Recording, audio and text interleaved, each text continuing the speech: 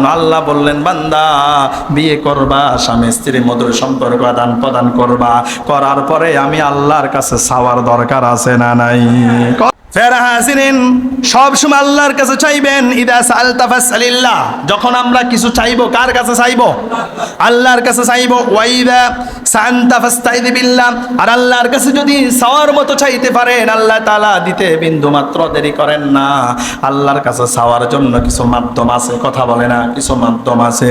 আপনি যদি নিরিবিলি তাহাজ্জুদের নামাজের সময় সবাই যখন ঘুমায় তখন যদি 2 রাকাত তাহাজ্জুদের নামাজ পড়ে, স্বামী স্ত্রী উভয়জন যদি আল্লাহর কাছে কান্নাকারি করতে পারেন, আল্লাহ বলে, বান্দা আমি তোমাদেরকে খালি হাতে ফিরিয়ে দেব না। আল্লাহু আকবার।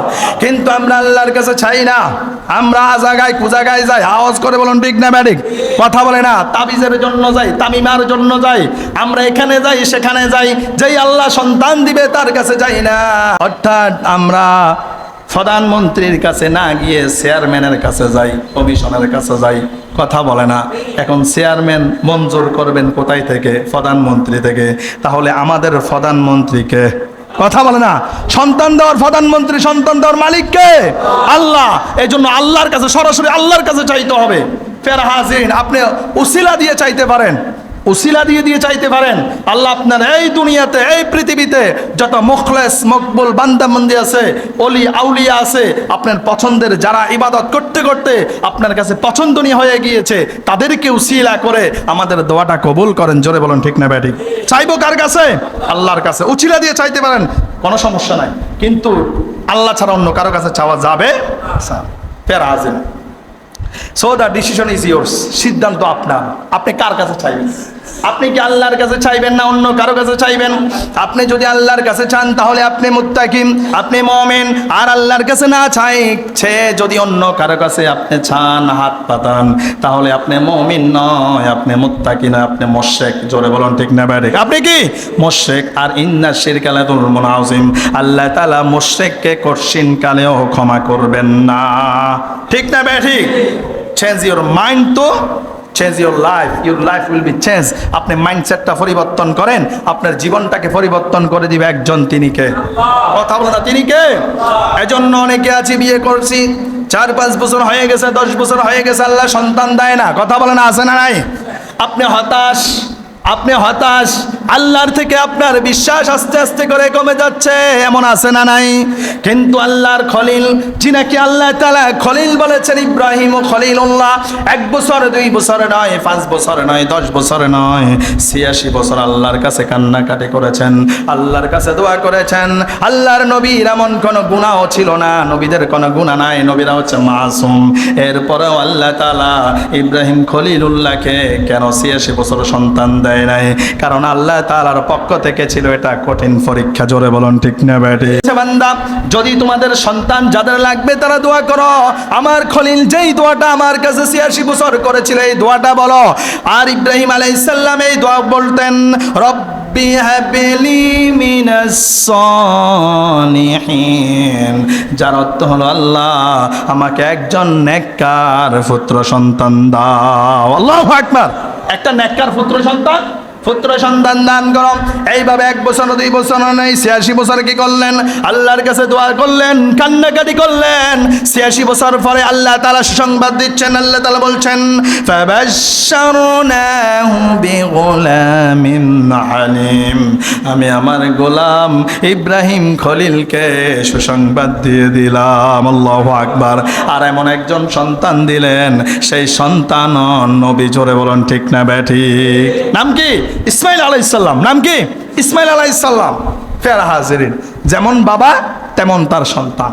তাহলে বাবা নেককার ছিল না বদকার ছিল? কথা বলে না, নেককার ছিল না? নেককার ছিল, সন্তানও কি নেককার। এজন্য যদি নেককার সন্তানের আশা করেন, আপনাকেও নেককার হতে হবে, আপনার স্ত্রীটাও নেককার হওয়ার দরকার আছে না? আছে না নাই? ফের হাজিরিন, দ্বিতীয় নাম্বার, আল্লাহর আরেকজন নবী জাকারিয়া আলাইহিস সালাম। নাম কি? জাকারিয়া আলাইহিস সালাম। জাকারিয়া আলাইহিস সালাম বিয়ে করলেন, শাদী করলেন, আল্লাহর কাছে সন্তান চায়, আল্লাহ সন্তান দেন না। এইভাবে করে চাইতে চাইতে জাকারিয়া আলাইহিস সালাম স্বামী স্ত্রী উভয়জন বৃদ্ধা বয়সে চলে গেছে, বয়স হয়ে গিয়েছে। কোথায়? মানে বার্ধক্যে চলে গেছে, বৃদ্ধ অবস্থায় তারা চলে গেছে। এইভাবে করে আল্লাহর কাছে চাইতেছেন। লম্বা ঘটনা।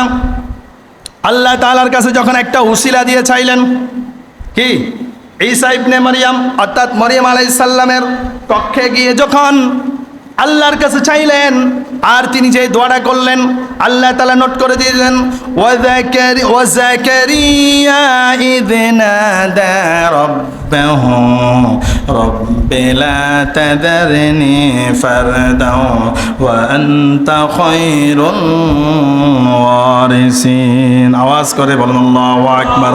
আল্লাহ তাআলা বললেন, ও আমার বান্দা, তোমাদের যাদের সন্তান হয় না, জাকারিয়া আলাইহিস সালামের কথাটাকে স্মরণ করো। জাকারিয়া আলাইহিস সালাম আমার কাছে দোয়া করলেন, রব্বি লা তাযারনি ফারদা ওয়া আনতা খায়রুল ওয়ারিসিন। হে আমার রব, আমাকে একাকী ছেড়ে দিও না, আমাকে নেককার সন্তান দাও। কি দাও? নেককার সন্তান দাও। এইভাবে করে করে আল্লাহর কাছে চাইতেছেন। বৃদ্ধা বয়সে আল্লাহ বলল, জাকারিয়া সুসংবাদ দিলাম, সন্তান দিব। কি দিব? সন্তান দিব। এখন জাকারিয়া আবার বলে, আল্লাহ এত বছর তো দেন নাই, যৌবনকালে দেন নাই, ইয়াং থাকা অবস্থায় দেন নাই, এখন বুড়া বয়সে নিয়ে আপনি আমার সন্তান দিবেন? বুড়া বয়সে আপনি আমাকে সন্তান দিয়ে লজ্জিত করবেন নাকি? আল্লাহু আকবার।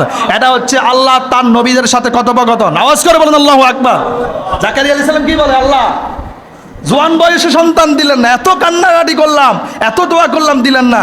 বুড়া বয়সে কি সমাজের মধ্যে আপনি আমার কি সন্তান দিয়ে কি অসম্মানিত করতে চান কিনা? আওয়াজ করে বলেন আল্লাহু আকবার। কথা বলে না। তাহলে জাকারিয়া আলাইহিস সালাম কি খুশি না বেজার? খুশি। আল্লাহর কাছে, আল্লাহর সাথে কথা বলতেই তো নবীদের কাছে ভালো লাগে। ফের হাজিরিন, আল্লাহ তাআলা বলছেন, ফাস্তাজাবনা লাহু ওয়া ওয়াহাবনা লাহু ইয়াহইয়া ওয়া আসলাহনা লাহু যাওজা ইন্নাহুম কানু ইউসারিউনা ফিল খায়রাতি ওয়া ইয়াদউনানা রাগাবান ওয়া রাহাবা ওয়া কানু লানা খাশিঈন। আওয়াজ করে বলুন আল্লাহু আকবার। আল্লাহ তাআলা বলে, আমি জাকারিয়া আলাইহিস সালামকে পরীক্ষা করলাম, বৃদ্ধা বয়সে সন্তান দিলাম, আর ওই সন্তানটার নাম হলো ইয়াহইয়া। সন্তানটার নাম কি? কথা বলে না। ইয়াহইয়া যেমন বাবা তেমনি তার সন্তান, এমন এক সন্তান দিলেন যে সন্তানের কথা আল্লাহ কোরআনের মধ্যে তুলে দিলেন। আওয়াজ করে বলুন আল্লাহু আকবার। আপনার আমার সন্তানের কথা কি কোরআনে আছে? কথা বলেন, আসেনি? নাই। এজন্য যাদের ওই যে সাহাবীদের নামে নামকরণ করতে হবে, সাহাবীদের নামে কি করতে হবে? নামকরণ করতে হবে। শরীয়ত ইসলামী দৃষ্টিকোণ মোতাবেক যে সুন্দর সুন্দর নামগুলো আছে, অর্থবোধক, এই নামগুলো আমাদেরকে রাখতে হবে। আমরা এমন কিছু নাম রাখি আমাদের নাম অনুসারে বোঝা যায় না এটা কি মুসলমান না হিন্দু। জোরে বলুন ঠিক না বেঠিক? আকাশ বাতাস আছে না নাই? এখন আকাশ তো হিন্দুরও নাম, মুসলমানেরও নাম। কথা বলে না। এখন এতে মারা গেলে এতে লজ্জাস্থান দেখা ছাড়া বোঝা যাবে না এটাকে হিন্দু না মুসলমান। কথা বলে না। কথা বলে না। এজন্য নামটা রাখার সময় ঠিক করে নামটা রাখবেন। যেমন আল্লাহ তাআলা দুইটা নামকে বেশি পছন্দ করেন, আব্দুল্লাহ, আব্দুর রহমান। জোরে বলুন ঠিক না বেঠিক? কথা বলে না। ঠিক না বেঠিক? এজন্য সাহাবায়ে কেরামের নামে নামকরণ করবেন।